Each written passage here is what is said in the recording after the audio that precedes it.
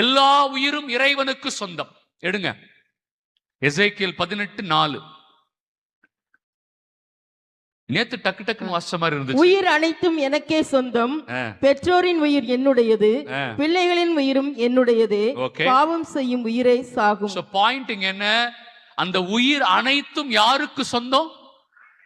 ஆண்டவருக்கு சொந்தம். அதனாலதான் நினைத்து சொன்ன, இறந்த உடனே ஒருவருடைய ஆன்மா எங்க போயிடும்? ஆண்டவருடைய கண்ட்ரோலுக்கு போயிடும், இல்லையா? இந்த உலகத்துல எல்லாம் சுத்திக்கிட்டு இருக்காது.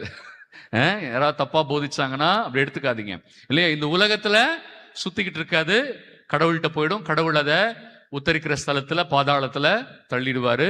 இறுதி தீர்ப்பு நாள்ல தான் அவங்க எல்லாரையும் ஒண்ணு மோட்சம் அல்லது நரகத்துக்கு அனுப்ப போறார். ஓகே, பிரியமானவர்களே, இது உங்களுக்கு ஞாபகம் வச்சுக்கோங்க.